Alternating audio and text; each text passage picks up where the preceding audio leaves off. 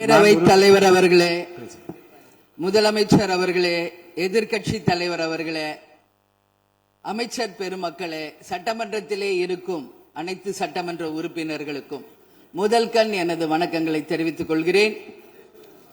52 ஆண்டுகள் முடிந்து 53வது ஆண்டில் அடியெடுத்து வைக்கும் நமது முதல்வர் அவர்களுக்கு உங்கள் அண்ணன் கேப்டன் விஜயகாந்த் அவர்கள் சார்பாகவும் தேசிய முற்போக்கு திராவிட கழகத்தின் சார்பாகவும் எங்களுடைய மனப்பூர்வமான பிறந்த நாள் வாழ்த்துக்களை இந்த அவையிலே தெரிவித்துக் கொள்கிறேன்.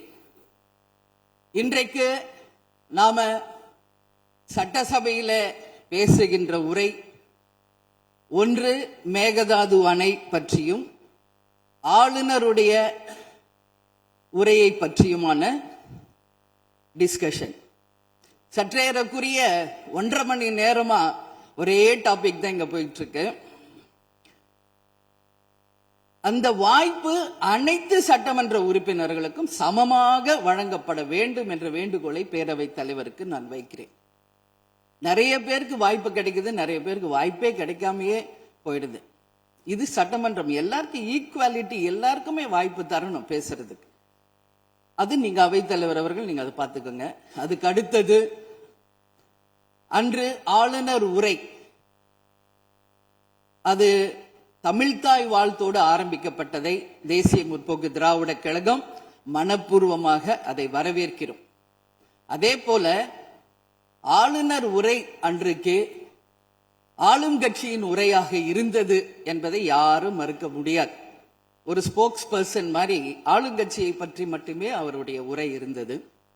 நமது தமிழ் மொழி தாய்மொழி, நம்மளுடைய அன்னை தமிழ் அன்னை. அந்த தமிழ் மொழியை நாம் சொல்றது செந்தமிழ் அப்படின்னு சொல்லுவோம்.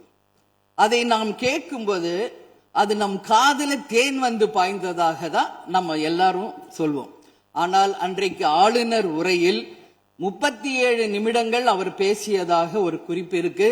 ஆனா 37 தவறுகள், தமிழை பற்றி உச்சரித்தவை அத்தனையுமே மிக மிக ஒரு வேதனையான ஒரு விஷயமாக இங்க நான் பார்க்கிறேன்.